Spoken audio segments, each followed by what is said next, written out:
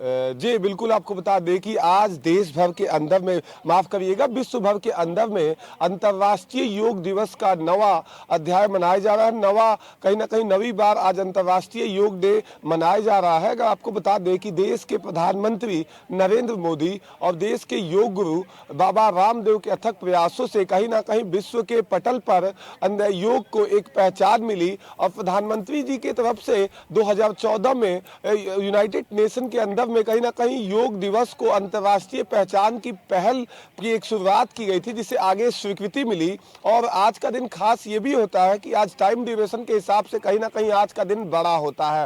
राजधानी लखनऊ के residency park में हूं, मैं अपने सहयोगी से कहूंगा कि दिखाएं कि यह योगाभ्यास का कार्यक्रम संपन्न हो चुका है। ये ठीक सामने मंच है जहां उत्तर प्रदेश सरकार के वित्त मंत्री सुरेश खन्ना की अगुवाई में यहाँ हजारों की तादाद में लोग योग अभ्यास किए हैं। मेरे ठीक सामने वो तमाम लोग हैं जो योग किए हैं और कहीं ना कहीं ये इनसे बातचीत में ये बता रहे हैं कि ये हर दिन योग करते हैं मुस्कान, और योग तमाम बीमारियों का इलाज है इनके मुताबिक, और खासकर योगा जानकारों के मुताबिक। सबसे पहले हम एक एक करके सबसे एक एक सवाल लेंगे मुस्कान, और योग को लेकर इनसे तमाम जानकारियों को इकट्ठा करेंगे। साथ ही आपको बता दें कि अगर बात की जाए तो यहाँ वो तमाम नारी शक्तियां हैं जो कहीं ना कहीं आज योग अभ्यास में शिरकत करने पहुंची हुई थी। सबसे पहले आप अपना नाम बताइए और हमें ये बताइए योग करने से क्या लाभ होता है। मेरा नाम रिमझिम पांडे है और योग करने से हमें शारीरिक मानसिक हर तरह के लाभ होते हैं। हमें प्राणायाम से हमारी नाड़ी की शुद्धि होती है और हमें अस्थमा और ये सब जो आजकल एनवायरनमेंट में जो भी मतलब खराबियां हैं उनसे हम लोग अच्छे से निजात पा सकते हैं। कहा जाता है कि करो योग रहो निरोग, क्या कहते हैं? जी, ये बहुत ज़रूरी है योग करना, क्योंकि अगर हम शुरू से अगर बीमारियों के पहले से योग करेंगे तो बीमारियां शायद हम तक ना आए। तो बच्चों को भी योग कराना शुरू कर दें तो वो उनमें बड़े होने पे आदत रहेगी, तो वो योगा करते रहेंगे तो बहुत सारी बीमारियां, शुगर, बीपी, ये नॉर्मल हो चुका है, जॉइंट्स की प्रॉब्लम, तो ये शायद योगा करने से ना हो, और हो भी तो धीरे धीरे हम उसे कंट्रोल कर सकते हैं। अगर बात की जाए तो आज योग को कहीं ना कहीं विश्व भर में एक योगाभ्यास के तौर पे मनाया जा रहा है, पहचान मिली है। कैसे देखती हैं इस भारत के, जैसे क्योंकि भारत से ही योग का उत्पत्ति हुआ है, कहा जाता है शिव जी की तरफ से ये उत्पत्ति की गई। तो उत्पत्ति तो बहुत सालों पहले ही हो गई थी, और लास्ट 10-20 सालों में जब बाबा रामदेव आए हैं तो उन्होंने उनके से फेमस हुआ। उसके बाद जब मोदी जी के आए हैं तो, और जब यूएन में जाके उसे एक पूरा डे दिया गया है, और उसके बाद से तो इसका प्रचार प्रसार और बढ़ गया है। तो आई थिंक ये बहुत इम्पोर्टेंट है कि सिंस उसे डे दिया गया है और अब लोग उसे और अच्छे से जानते हैं, क्योंकि यूएन भी उसे रिकॉग्नाइज करता है। वर्ल्ड में वो पहले भी फेमस था। अब अगर आप देखेंगे तो यहाँ के ऑर्गेनाइजेशन से ज़्यादा इंटरनेशनल ऑर्गेनाइजेशन है जो योग को प्रमोट करती हैं। अब जाके हमारे देश में वापस से जब यूएन ने रिकग्नाइज किया है और गवर्नमेंट ने रिकग्नाइज किया है, आयुष मिनिस्ट्री ने करा है, बहुत सारे कोर्सेज चलाते हैं वो। हम लोग भी सब एलयू के स्टूडेंट्स हैं, योगा पढ़ने आए हैं, सब अलग अलग उम्र के हैं, कोई 20 का है, कोई 40 का है। अच्छा, हमें हमारे दर्शकों को बताएं कि योगा की पढ़ाई क्या होती है और इसमें आगे चल के स्कोप क्या है, क्योंकि आमतौर पर लोग जो पढ़ाइयाँ होती हैं, डॉक्टर, इंजीनियर, वकालत, इन तमाम लोगों इन पढ़ाइयों में व्यस्त रहते हैं, मगर योगा एक नया टर्म निकल के आ रहा है, योगा का शिक्षा। तो जैसे हम लोग लखनऊ यूनिवर्सिटी के स्टूडेंट हैं तो वहाँ पे बैचलर्स का कोर्स भी चलता है, मास्टर्स का भी चलता है और पीजी डिप्लोमा का भी चलता है। जो पीजी डिप्लोमा का कोर्स है वो मेनली हर उम्र के लोग करते हैं, तो वो योगा इंस्ट्रक्टर के लिए मेनली होता है कि अगर आप योगा इंस्ट्रक्टर बनना चाहते हैं, या जो इंसान अपने लिए भी सीखना चाहता है, अपनी हेल्थ की मैनेजमेंट करना चाहता है, उनके लिए भी ये कोर्स ओवरऑल उनमें इतने मॉड्यूल्स हैं जिनसे अब वो अपनी हेल्थ को समझ सकते हैं, अपने घर वालों का ख्याल रख सकते हैं। और अगर आप योगा इंस्ट्रक्टर बनना चाहते हैं तो भी आप पीजी डिप्लोमा। मास्टर्स में और डिटेल में होता है, बहुत सारी और चीज़ें इंक्लूड होती है, प्लस जिनको टीचिंग लाइन में जाना होता है उनके लिए मास्टर्स के लिए कोर्स भी अच्छा होता है।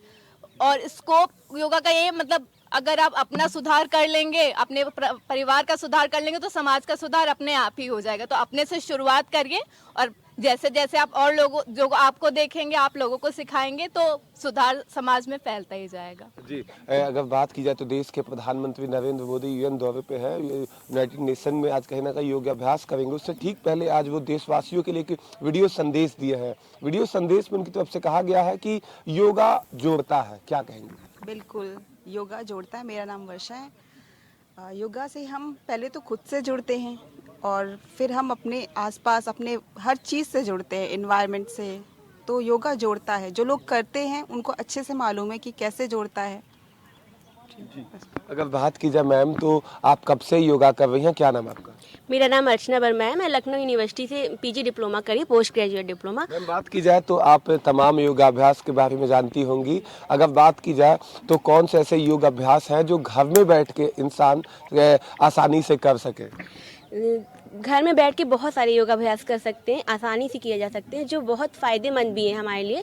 जैसे कि सबसे पहले हम लोग ताड़ आसन कर सकते हैं, स्ट्रेचिंग हो जाती है उसमें। बहुत अच्छी वृक्ष आसन कर सकते हैं, जो हमारे मेंटली मतलब संतुलन के लिए भी है और एकाग्रता हमारी बढ़ती है। ठीक है, उसके बाद हम बैठ के कुछ आसन कर सकते हैं, जैसे उष्ट्रासन है, जो आजकल थायराइड की प्रॉब्लम हो रही है, तो उष्ट्रासन में हम जब गले का वो होता है तो थायराइड की प्रॉब्लम्स हमारी दूर होती हैं। तो ये बहुत ईजी आसन है, इसमें बहुत ज़्यादा कोई प्रॉब्लम नहीं है। और जैसे कि भुजंग आसन है, ये भी थायराइड्स के लिए बहुत अच्छा है, बाकी भी चीज़ों के लिए, बैक के लिए बहुत अच्छा होता है। भुजंग आसन के बाद हम कर सकते हैं धनुरासन कर सकते हैं, वो भी इजी ही है। उसके बाद पेट की समस्याओं के लिए हम कर सकते हैं लेट के जो आसन किए जाते हैं, जैसे कि पवन मुक्त आसन हो गया है ना, और अर्ध हलासन हो गया है ना, पूर्ण हलासन। सर्वांग आसन सबसे बढ़िया आसन है, वो तो हर कोई कर सकता है। सर्वांग आसन जिसमें केवल आधा ही हम लोग उठते, पूरी तरीके से वो शीर्षासन हो जाता है। सर्वांग आसन में आधा उठते हैं और पूरे अंगों, जैसे कि नाम से विदित है सर्वांग, मतलब हर अंग की उसमें आसन हो जाता है और बहुत इजी है। उससे क्या होता है, हमारा ब्लड सर्कुलेशन अपोजिट डायरेक्शन में आता है, पैरों से नीचे की तरफ आता है।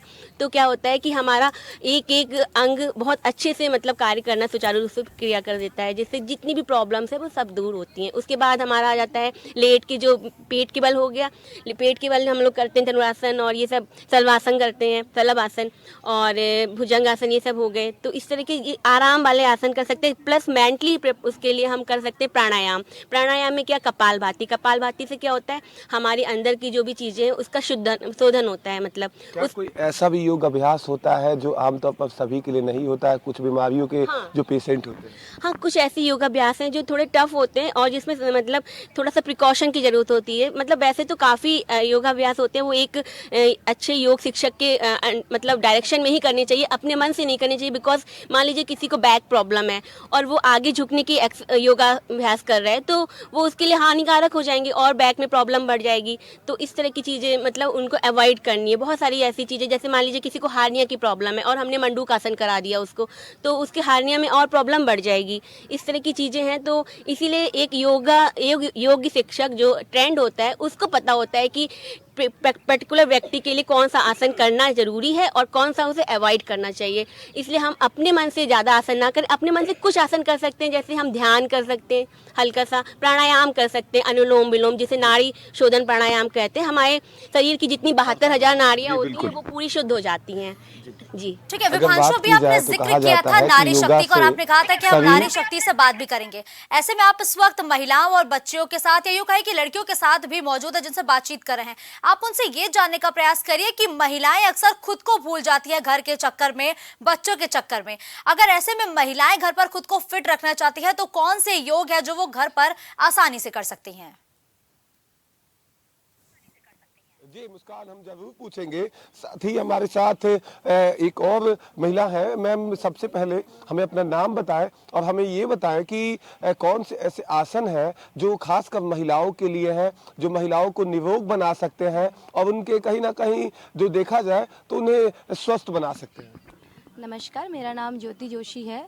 महिलाएं तो देखिए घर के कामों में और आजकल साथ साथ ऑफिस, उसके साथ सभी काम कर रही हैं, तो घर के कामों में भी उन्हें काफ़ी मतलब एक्सरसाइजेस करनी पड़ती हैं। लेकिन उसके साथ साथ उनको मानसिक रूप से तनाव जो इतना ज़्यादा है, उसके लिए उन्हें सबसे पहले तो प्राणायाम और ध्यान और सुबह का थोड़ा सा समय निकालना बहुत ज़रूरी है।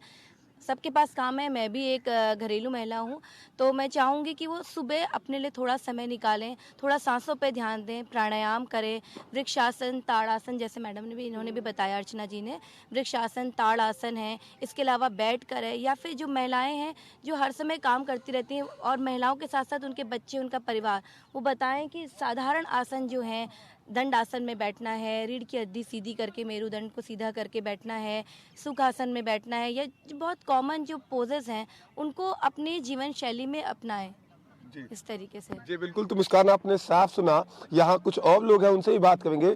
योगा से कहा जाता है आत्मा, मन और शरीर को कहीं ना कहीं रक्षा मिलती है, ताजगी मिलती है योगा से, क्या कहेंगे? हाँ, ये योग का एक, जैसे सिंपली हम शब्द का अगर अर्थ के रूप में लें तो एडिशन, यानी कि जुड़ाव।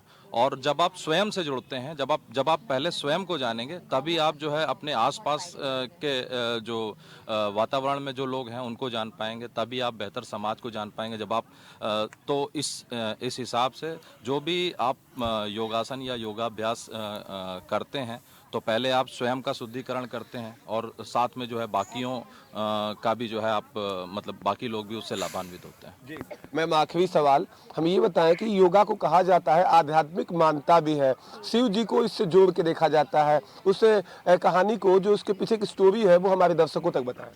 सबसे पहले यही माना जाता है कि हमारे आदि शंकर, आदि योगी, जो जिनको आदि गुरु माना जाता है योग के, वो भगवान शिव शंकर हैं। उन्होंने ही सबसे पहले जो योग की शिक्षा दी थी वो पार्वती जी को दी थी, और वहाँ से पार्वती जी से फिर सप्तऋषि को मिली, फिर वहाँ से हमारे पूरे भारत में जगह जगह उन्होंने मतलब फैलाई शिक्षा। उसके बाद सबसे पहले जो लिखित रूप से हुआ है वो पतंजलि, महर्षि पतंजलि ने अपने जो है योग सूत्र में लिखित रूप में जो है योग की लिपिबद्ध किया, तो उन्होंने योग की शिक्षा दी। तो महर्षि पतंजलि ने योग को अष्टांग योग के उसमें बांटा है। योग के 8 अंग बताए, जिसमें यम, नियम, आसन, प्राणायाम, प्रत्याहार, धारणा, ध्यान, समाधि, ये 8 अंग बताए।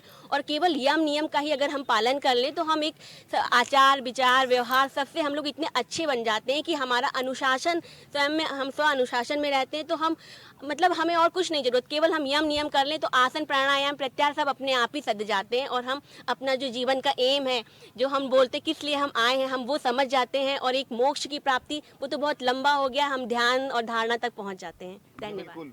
तो आपने साफ सुना, यहाँ तमाम योग शिक्षा से जुड़े तमाम लोग थे जिनका कहना है कि योग कहीं ना कहीं इंसान को एक मनुष्य बनाता है, एक बेहतर मनुष्य बनाता है, साथ ही निरोग रहने में बड़ा योगदान देता है। मुस्कान, बिल्कुल सही कहा आपने कि विभांशु, अगर जो योग हम करेंगे तो रोगों के साथ साथ हमारा जो मन है वो भी शांत रहेगा। धन्यवाद तमाम तस्वीरों को दिखाने के लिए, साथ ही साथ योग से जुड़ी हुई तमाम जानकारियां हमारे दर्शकों तक साझा करने के लिए। तो देखिए, हमारे सहयोगी विभांशु ने इस दौरान हमारे सभी दर्शकों के साथ योग के पीछे जुड़ी जो कहानी है, जो तथ्य है, उसको भी दर्शकों के सामने पेश किया, क्योंकि ये एक अनसुनी कहानी थी जो ज्यादातर दर्शकों ने नहीं सुनी होगी। तो देखिए, योगाभ्यास लगातार पूरे प्रदेश के साथ विश्व भर के लोग करते हुए नजर आ रहे हैं, क्योंकि योग अब लोगों के जीवन का एक अभिन्न अंग